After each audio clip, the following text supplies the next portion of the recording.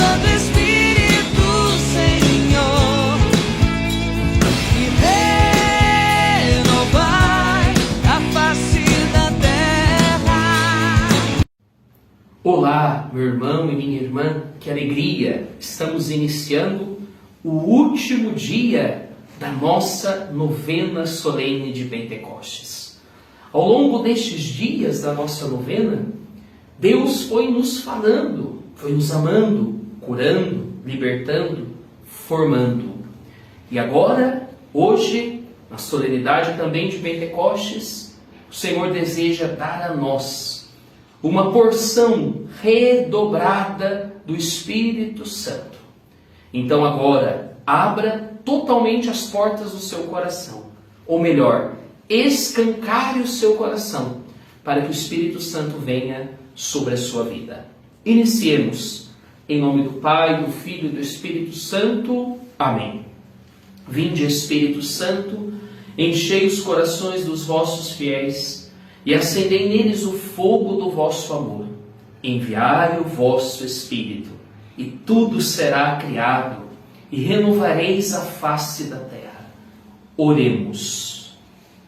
Deus, que instruístes os corações dos vossos fiéis com a luz do Espírito Santo, fazei que apreciemos retamente todas as coisas, segundo o mesmo Espírito, e gozemos sempre da sua consolação, por Cristo, Senhor nosso. Amém.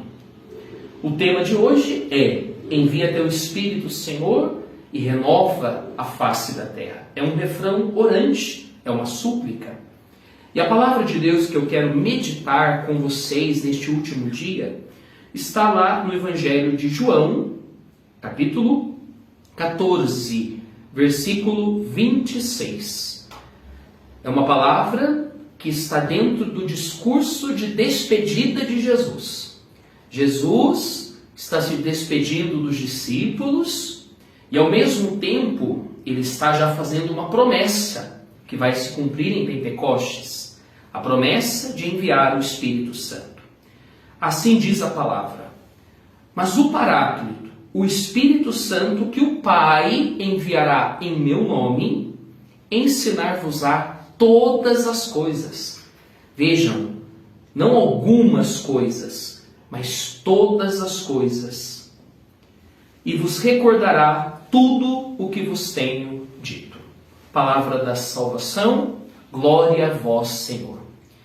Querido irmão, querida irmã, vamos tentar entender alguns pontos que são fundamentais para nós compreendermos a ação do Espírito Santo na história da salvação e também hoje na nossa história.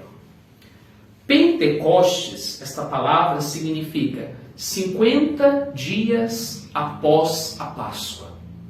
Ou seja, 50 dias após a ressurreição de Jesus, o Espírito Santo foi dado aos apóstolos como um verdadeiro dom. A palavra dom no latim significa presente. Deus presenteou os apóstolos após a ressurreição de Jesus com o dom do seu Espírito, com o presente do seu Espírito. Então nós podemos dizer que o Espírito Santo é o maior dom do ressuscitado. Por isso que Pentecostes conclui o tempo pascal. É o desfecho, é o cumprimento total da promessa de Deus. Pois bem, quando nós olhamos para a ação do Espírito Santo, nós vemos que o Espírito Santo, ele vai se revelando aos poucos na história. E ele tem sua ápice revelação em Jesus. Na revelação do Filho de Deus, acontece então a plena revelação do Espírito. No Antigo Testamento, o Espírito Santo, ele era visto apenas como uma força misteriosa. Falava-se do Espírito de Deus, o Espírito de Yahvé, o Espírito do Senhor, o Espírito que animava os profetas, o Espírito que falava por meio dos homens e das mulheres de Deus. Também O Espírito Santo, no Antigo Testamento, ele se manifestava por meio dos sinais, como o sinal do vento, do fogo, de uma brisa suave, ou também podemos dizer o óleo. A unção, ela se dava também através do óleo que era derramado sobre pessoas específicas, os sacerdotes, os profetas e os reis. Os sacerdotes eram ungidos na antiga lei para servir, os profetas para anunciar e os reis para o governo. Pois bem, no Antigo então Testamento, a compreensão do Espírito Santo ainda era limitada. Não se falava da pessoa do Espírito Santo. É no Novo Testamento que acontece, como a teologia nos ensina, a personificação do Espírito Santo. O Espírito Santo, que era apenas uma força misteriosa que agia na vida de alguns, torna-se uma pessoa. É compreendido como uma pessoa que deseja agir sobre a vida de todos nós. Não apenas sobre a vida de alguns, mas sobre a vida de todos. Como nós ouvíamos ao longo desta novena, uma das reflexões, a promessa não é para alguns, é para todos. E de fato, essa promessa se cumpre.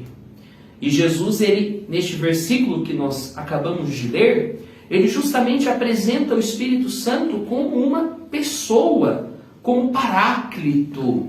O que é paráclito? Um termo grego que significa advogado, ou defensor, consolador, aquele que caminha junto, aquele que nos guia, que nos orienta. Já podemos perceber esta ação do Espírito como pessoa na vida de Jesus. Jesus, tudo o que fazia, tinha ao seu lado o Espírito Santo. O Espírito era a força que movia Jesus. Após o batismo, o Espírito leva Jesus para o deserto. Depois, ao longo do seu ministério, é o Espírito que conduz Jesus nas palavras e nas obras. Depois, no momento da sua ressurreição, é o Espírito que ressuscita gloriosamente o Filho de Deus. São Basílio Magno vai dizer a nós que o Espírito sempre esteve presente na vida de Jesus, sendo a sua unção o seu companheiro inseparável, de sorte que toda a atividade de Jesus se desenrolou no Espírito. Portanto, o Espírito Santo foi o companheiro inseparável de Jesus.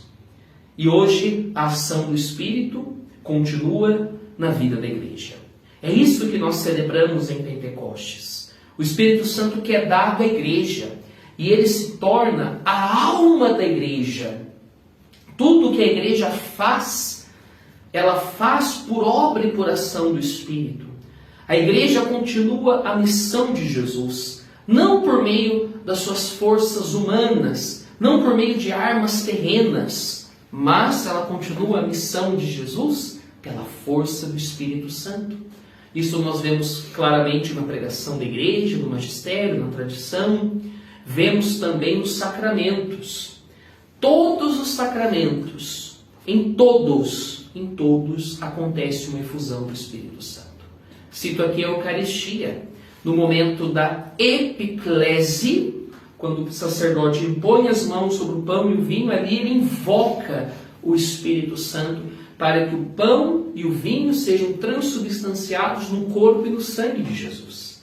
No sacramento lá da reconciliação, o Espírito Santo nos é dado também como um dom para o perdão dos pecados. E assim por diante. Cada sacramento é uma efusão do Espírito Santo sobre a igreja, sobre a nossa vida, sobre a nossa alma. Para você, meu irmão e minha irmã, diante desta compreensão mais ampla, sintética do Espírito Santo, deixo esta mensagem. Deixe-se conduzir pelo Espírito Santo. A beata Helena Guerra, que é a beata do Espírito Santo para os tempos modernos, ela teve uma grande intuição, uma grande inspiração de pedir que a igreja voltasse ao Espírito Santo. Ela disse certa vez que Pentecostes não terminou. Ele continua hoje, continua na vida da igreja, continua nos sacramentos. Pentecostes continua na pastoral da igreja, continua na vida dos movimentos, continua por meio da renovação carismática católica. que é chamada, no dizer de João Paulo II, a ser rosto e memória de Pentecostes na igreja.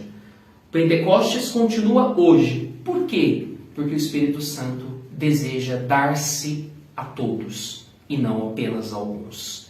Mantenha o seu coração aberto e viva bem a solenidade de Pentecostes. E lá no dia 5 de junho, a partir das 8 da manhã, estaremos na Associação de Taubaté para vivermos juntos o nosso cenáculo de Pentecostes. Eu estarei lá, eu espero você também. Em nome do Pai, do Filho e do Espírito Santo.